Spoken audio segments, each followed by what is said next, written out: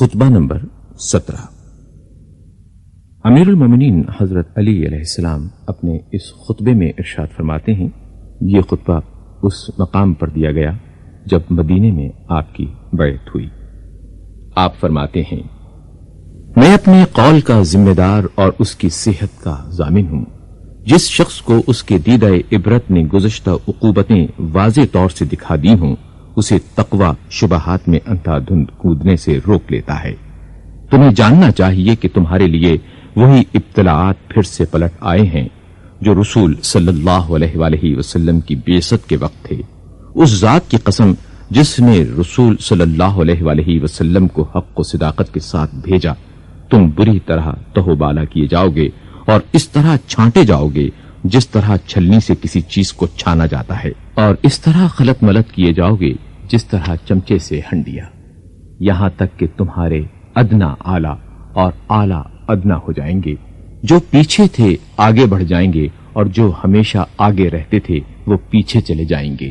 خدا کی قسم میں نے کوئی بات پردے میں نہیں رکھی، نہ کبھی کذب بیانی سے کام لیا۔ مجھے اس مقام اور اس دن کی پہلے ہی سے خبر دی جا چکی ہے۔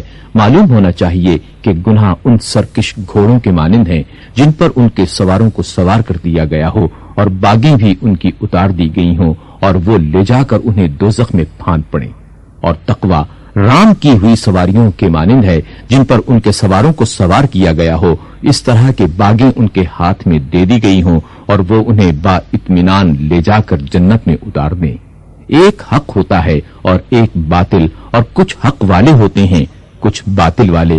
اب اگر باطل زیادہ ہو گیا تو یہ پہلے بھی بہت ہوتا رہا ہے، اور اگر حق کم ہو گیا تو بسا اوقات ایسا ہوا ہے اور بہت ممکن ہے کہ وہ اس کے بعد باطل پر چھا جائے، اگرچہ ایسا کم ہی ہوتا ہے کہ کوئی چیز پیچھے ہٹ کر آگے بڑھے۔ اسی خطبے کا ایک حصہ یہ ہے۔ امیر المومنین علیہ السلام اپنے اس خطبے میں ارشاد فرماتے ہیں، جس کے پیش نظر دوزخ و جنت ہو، اس کی نظر کسی اور طرف نہیں اٹھ سکتی۔ جو تیز قدم دوڑنے والا ہے اور نجات یافتہ ہے، اور جو طلبگار ہو مگر سست رفتار، اسے بھی توقع ہو سکتی ہے، مگر جو ارادتاً کوتاہی کرنے والا ہو اسے تو دوزخ ہی میں گرنا ہے۔ دائیں بائیں گمراہی کی راہیں ہیں اور درمیانی راستہ ہی صراط مستقیم ہے۔ اس راستے پر اللہ کی ہمیشہ رہنے والی کتاب اور نبوت کے آثار ہیں، اسی سے شریعت کا نفاذ و اجرا ہوا اور اسی کی طرف آخر کار بازگشت ہے۔ جس نے غلط ادا کیا وہ تباہ و برباد ہوا، اور جس نے افطرا باندھا وہ ناکام و نامراد رہا۔ جو حق کے مقابلے میں کھڑا ہوتا ہے تباہ ہو جاتا ہے، اور انسان کی جہالت اس سے بڑھ کر کیا ہوگی کہ وہ اپنی قدر و منزلت کو نہ پہچانے۔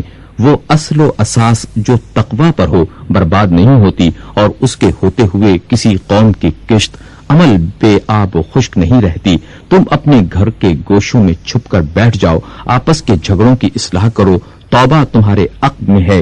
حمد کرنے والا صرف اپنے پروردگار کی حمد کرے، اور بھلا برا کہنے والا اپنے ہی نفس کی ملامت کرے۔